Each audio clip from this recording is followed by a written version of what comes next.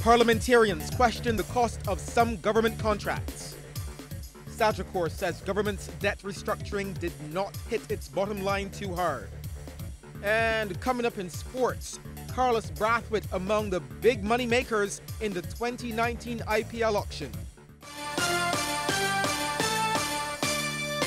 Credible, balanced, committed. This is the CBC Evening News. Good evening, I'm Shane Jones, leading the news. Barbados is once again punching above its weight and is on the road to recovery. This assurance from Prime Minister Mia Amor-Motley, who spoke just moments ago during a ministerial statement from the floor of Parliament. Reporting on the first 6 months of her government's time in office, the Prime Minister made it clear that we are not yet out of the economic hole. She is, however, confident that Barbadians, businesses and stakeholders have put all hands on deck. So I move around the country, and I hear firsthand the huge signs of relief. I see and receive the nods of approval. I'm inspired by the mail, the tweets, and the WhatsApp messages that say, we know we hate to feel pain, but we understand that tough decisions have to be made. Bajans are confident, sir, that the sacrifices we are being called upon to make now will renown to our benefit and to the benefit of the country in the long run. My heart goes out, sir, to those who unfortunately have lost their job under the BERT program. And I truly wish, sir, that there was another way. I've said so over and over. But the conditions that this government inherited just over 6 months ago were nigh short of calamitous. No self-respecting administration could have sat idle and allowed the rot to continue in this country.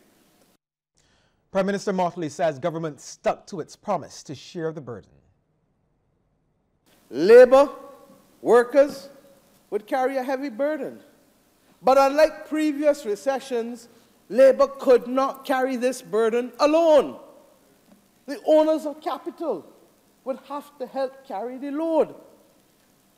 The task was so monumental that we knew that if each of our communities was forced to carry all of the burden themselves, our society would break, would implode.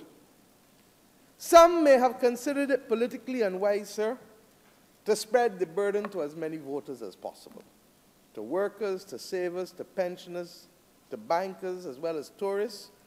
But we always knew that many hands would make light work.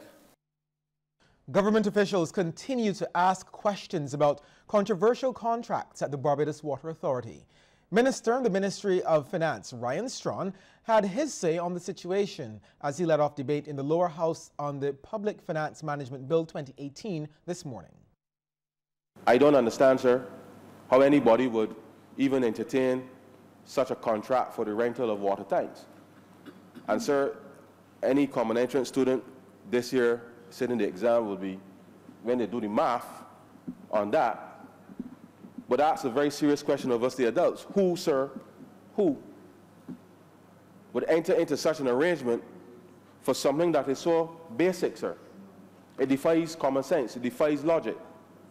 And so to the extent that these are the very things, sir, which may seem small, but for something that should cost no more, sir, than maybe 200,000, 250,000, if you're really generous, the taxpayer, sir, has been exposed significantly because of decisions that were taken in the past. Minister Strawn says that's why government is going through contracts involving state-owned enterprises with a fine-tooth comb. According to him, this will shed light on those which have to be negotiated in the interest of taxpayers. He explains how the Public Finance Management Bill will address Barbados' debt problems. Given that we have restructured the debt, no state-owned enterprise, sir, can incur any debt without the express permission of the Ministry of Finance. And the rationale behind that, sir, is that we are coming from a situation where just over 10 years ago, sir, our debt was sustainable, made about 65% of GDP. As we have come to office in the last 6 months, sir, we are seeking over the next 15 years to reduce our public debt to GDP ratio again, sir, back to 60%.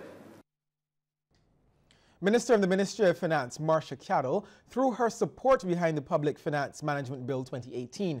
Now, she says she's excited by how transformational the legislation is.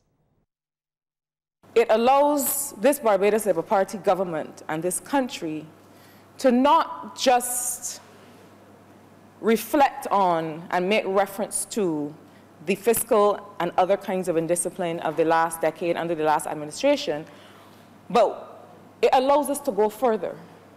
It allows us to hold ourselves and all future governments and administrations to a standard of accountability and of discipline in our action and of transparency in our action and our service to the country that is going to mean that this country will never return to the dark period that we have seen in the last decade.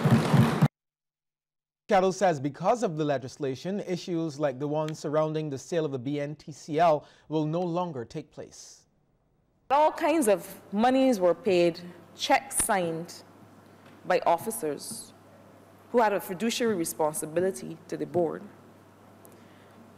Monies paid for legal services associated with a sale that was ordered to be halted by the Fair Trading Commission. And that after those proceedings were ordered to be halted by the Fair Trading Commission, monies were paid for legal work that was to be associated with the sale itself.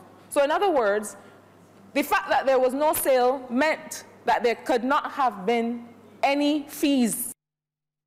Residents and businesses in Speightstown, St. Peter should soon get relief from flooding problems.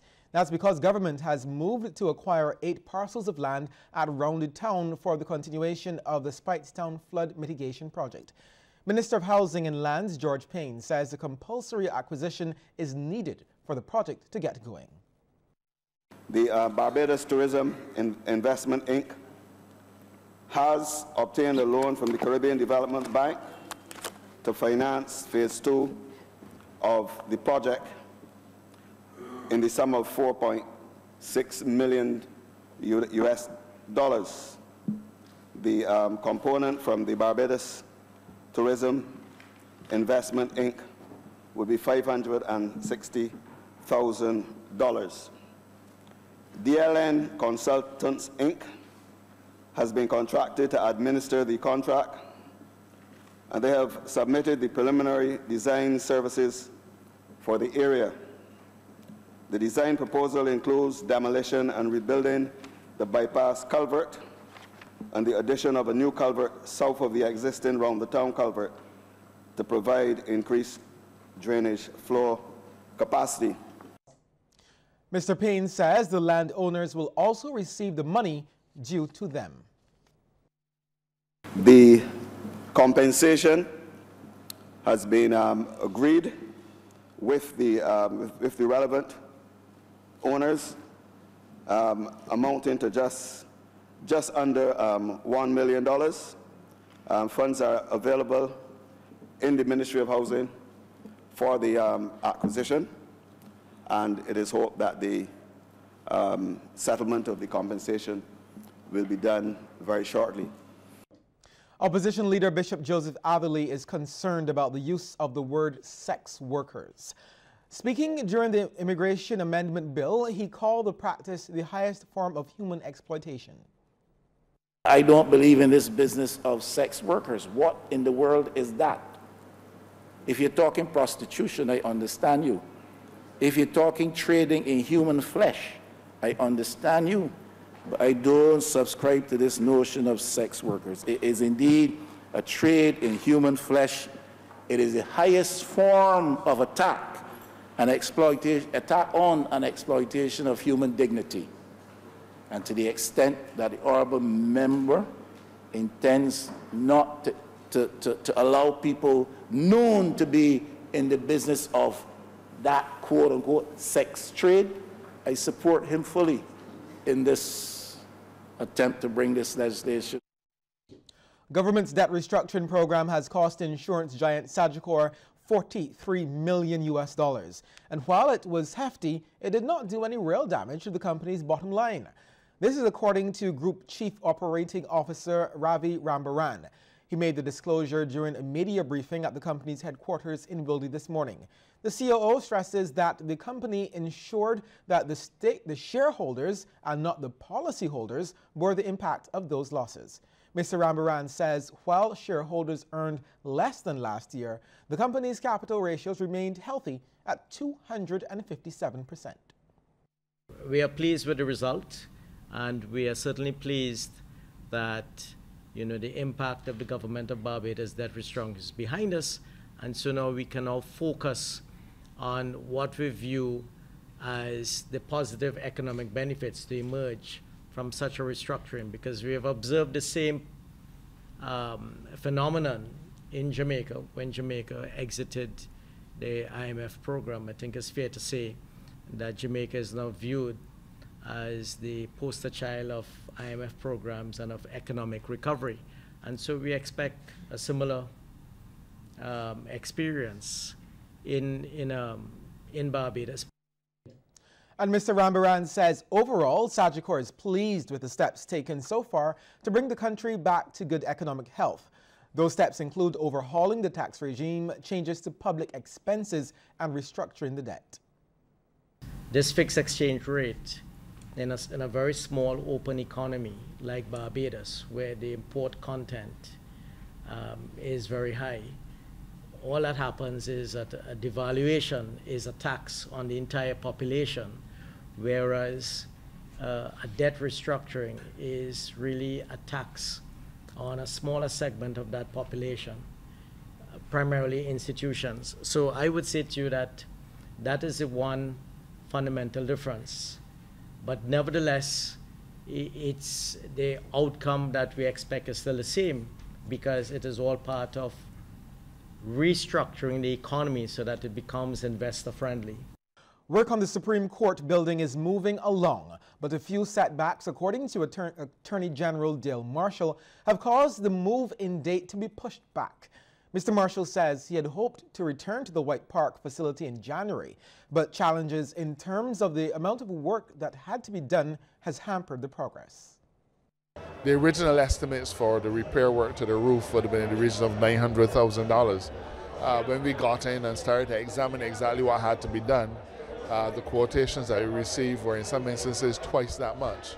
So we had to, especially in these difficult circumstances, we had to pause for a moment and try to get it right, because when we fix this roof, this is not an occasion for half measures. We have to fix it, and it has to last us for the next 20, 30 years.